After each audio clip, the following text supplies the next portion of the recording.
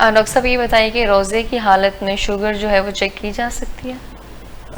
हम तो ये कहते हैं हर पेशेंट को कि जो शुगर के मरीज़ हैं जिनके पास अगर ग्लूकोमीटर नहीं है तो वो रोज़ा ना रखें,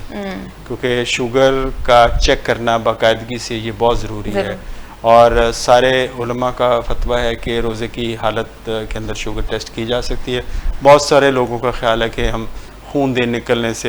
खून देने से ये शुगर, ये खून देना नहीं होता, ये शुगर का एक दो ड्रॉप हैं वो उससे आपने शुगर टेस्ट कर सकते हैं। बाकायदा उलमा से रब्ता किया गया और उन्होंने इस चीज़ के बारे में इजाज़त दी कि आप अपनी शुगर टेस्ट की जा सकती है, खून को लिया जा सकता है,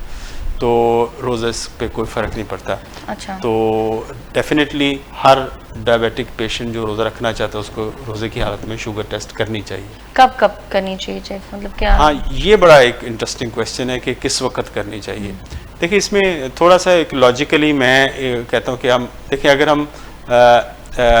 इसमें अगर कोई बंदा बहुत कम करना चाहता है कि मैंने बहुत थोड़ी दफ़ा शुगर टेस्ट करनी, एक तो रोज़ा इफ्तार करने से पहले चेक कर ले, जस्ट बिफोर ब्रेकफास्ट, जो इफ्तार जस्ट बिफोर इफ्तार, जब इफ्तार से पहले रोज़ा करेगा शुगर टेस्ट को ये अंदाज़ा हो जाएगा कि मेरा पूरे, अगर उसकी तो 100 से कम है आ रही मुसलसल, तो इसका मतलब पूरे दिन में उसकी कहीं ना कहीं ड्रॉप कर सकती है और वो किसी वक्त हाइपो का शिकार हो सकता है, यानी लो ब्लड शुगर का अटैक हो सकता है। तो एक आप करें जब सहरी खाने से पहले,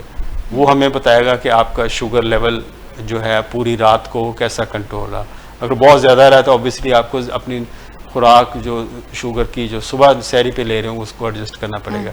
लेकिन एक और जो आइडियल मैं समझता हूँ कि आपको सुबह सहरी खाने के 2 घंटे बाद, अगर वो नहीं कर सकते तो जोहर के वक्त आप ज़रूर शुगर टेस्ट करें। अगर आपकी जोहर के वक्त शुगर 1 बजे के करीब आप चेक करते हैं तो आपको जो वक्त है जोहर का 12:30 के करीब शुरू हो जाता है, तकरीबन 1-1:30 बजे करीब शुगर टेस्ट करें। अगर आपकी लोअर साइड पे 100 से कम आ रही है तो इसका मतलब आपका जो पूरा दिन शाम 6:30 बजे तक रोज़ा निभाना मुश्किल हो जाएगा। तो ये कुछ चीज़ें ऐसी हैं कि जिस पे आपको चेक करना चाहिए, यानी एक्सट्रीम आप चेक कर लें कि बहुत ज़्यादा है, अफ्तार से पहले लाजमी कर लें, और तकरीबन अगर जोहर के वक्त कर लें वो बहुत फ़ायदेमंद साबित हो सकती है। और आप अगर करना चाहते हैं तो सहरी खाने से पहले ज़रूर चेक करें, ताकि आपको ये पता लगे कि मैंने अपनी सहरी अफ्तार के अंदर वो ज़्यादा गड़बड़ करके अपनी शुगर को बहुत ज़्यादा तो नहीं बढ़ा लिया। अगर बहुत ज़्यादा बढ़ा लिया तो डेफिनेटली हमें सहरी पे दवाई ज़रा और तरीके से लेनी पड़ेगी। सहरी के बाद शुगर कितनी होनी चाहिए? देखिए, जब भी हम थोड़ी सी इसमें रिलैक्सेशन दे देते हैं कि आप तकरीबन अंदाज़ा करें, क्योंकि हम अवॉइड करते हैं कि बहुत ज़्यादा शुगर लो भी ना हो और बहुत ज़्यादा हाई भी ना हो, तो तकरीबन आप 200 से नीचे रखें तो बेहतर है। 200 से अगर नीचे अगर आप 300 350 पे बंदा जा रहा है शुगर, तो ऑब्वियसली उसको फिर प्रॉब्लम हो सकती है। दोपहर के वक्त जोहर के बाद कितनी होनी चाहिए? जोहर के बाद देखिए, जब भी आप चेक करें इट शुड बी अबव 100। आप जब 100 से ऊपर हो तो फिर इसका मतलब आपका रोज़ा सेफ गुजरेगा, क्योंकि रोज़े की हालत में हम अपना थोड़ा सा जो कंट्रोल का मेयार है वो थोड़ा सा रिलैक्स कर देते हैं ताकि इसका रोज़ा पूरी तरह अच्छी तरह चले। अगर हम रोज़े की हालत में ये करें कि टाइट कंट्रोल की तरफ जाएंगे तो ऑब्वियसली फिर हमें लो शुगर का अटैक भी आ सकता है। इफ्तार को अलग से करें और रात का खाना अलग खाएं, या आप सजेस्ट करते हैं कि इन दोनों को इकट्ठा कर लें, और फिर 2 घंटे बाद खाने के कितनी शुगर होनी चाहिए? देखिए, अगर हम इसको आप देखें कि हम 6:30 बजे के करीब रोज़ा इफ्तार होता है तो, और 4:10 पे शायद जी 4 बजे 10 मिनट के करीब बंद होता है। 4:10 पे आज खत्म हुआ था, तो अंदाज़न ये बनते हैं कोई 16 घंटे, 15 घंटे, 4 से 4 12 घंटे हो गए। नहीं, मैं जो इफ्तार और सहर के दरमियानी वक्फा है। अच्छा, ठीक है ना, वो तो बन जाएंगे ना 4 से 4 12 और उधर 14, तो फिर बाकी बचे 10 घंटे। 10 घंटे के अंदर अगर हम 3 मील खाना शुरू करें तो वो फिर एक प्रॉब्लम डिजास्टर भी हो सकता है। डिजास्टर देखिए, हमें बहुत सारे, वैसे मैंने अपनी जो प्रैक्टिस में देखा है शुगर लो होने के चांस तो शायद कम ही हो, शुगर हाई होने के चांसेस मैंने बहुत ज़्यादा देखे, हाइपरग्लाइसीमिया। बहुत सारे लोग समझते हैं कि जो पकौड़े और समोसे और चाट ये लाज़िम मलज़ूम है, अगर जब ये आपकी इफ्तार के वक्त ये आपकी मेज़ पे मौजूद नहीं है तो रोज़े में कुछ उनको अधूरा अधूरा सा रह मुसलमानों तुम पर रोज़े फ़र्ज़ कर दिए गए हैं, अब ये नहीं पता कि पकौड़े और समोसे और कचौरियाँ भी फ़र्ज़ की गई हैं तो ये अच्छा उसमें एक देखें मेडिकल पॉइंट ऑफ व्यू से अगर हम देखें कि हमारा जो मैदा सारा 15-16 घंटे खाली रहता है तो उसमें एसिड प्रोडक्शन ज़्यादा हो जाती है, तो हम उन चीज़ों का इंतखाब करते हैं जो मज़ीद एसिड को बढ़ावा देती हैं, तेज़ाबियत को बढ़ावा देती हैं, यानी उसमें मिर्च मसाला और फैट ज़्यादा होती है, तली हुई चीज़ें खा रहे होते हैं, और इससे बजाय कि आपको कोई फ़ायदा हो, ज़ुबान का सिर्फ आपका चस्का तो पूरा हो सकता है, लेकिन आपको जिस्मानी तौर पे जिस वक्त जिस चीज़ की आपको ज़रूरत है वो पूरी नहीं होती। जैसे हम रोज़ा इफ्तार करते हैं तो हमें सबसे पहले ज़रूरत होती है पानी की और साथ अपनी खुराक की, तो हम उसको पस्से पुश्त डाल के हुए तो हम दूसरी चीज़ों की तरफ लपकते हैं। और सर वैसे भी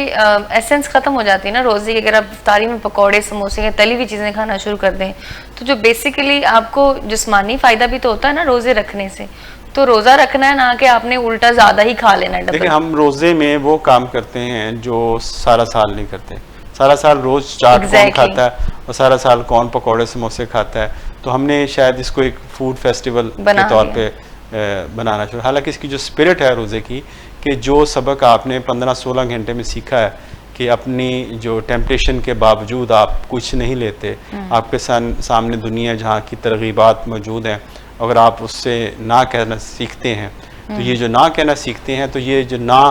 को ना ही रहने दें जब अफ्तार भी किया जाए, तो जो हमने वो सबक सीखा 15-16 घंटे में उसको फरामोश ना करें, तो हम नॉर्मल सी ग़िज़ा खाएँ। मैं सजेस्ट ये करता हूँ रोज़ा आप खोलें, पानी लें और अपना खाना खा लें, अपना मील अपना ले लें। अगर आपको भूख लगती है थोड़ी सी अफ्तार जब आप नमाज तरावी से या इशा से फारिग हो, तो अगर आपको सोने से पहले को फ्रूट वगैरह इस्तेमाल कर सकते हैं, फ्रेश फ्रूट लें आप, वो ज़्यादा बेहतर है। और अपना खाना जो है जो सहरी पे नॉर्मल अफ्तार है, वो पराठे या वो और जो हैवी चीज़ें हैं वो उसे अवॉइड करें। पानी पिएं या शरबत पिएं या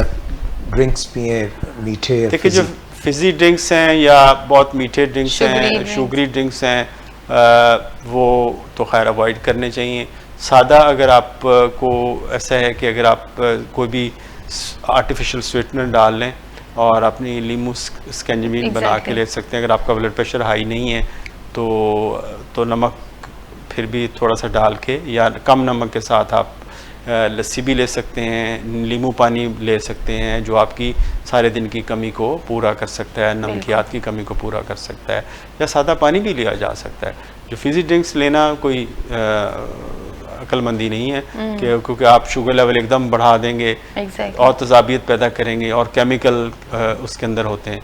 देखिए हमें जो बेसिकली ना हमने उसकी जो रोज़े की जो सही रूह है उसको हमने फरामोश किया, और कि रोज़े की जो रूह यही है कि आपके अंदर एक दूसरे के साथ जो लोग इस माशरे में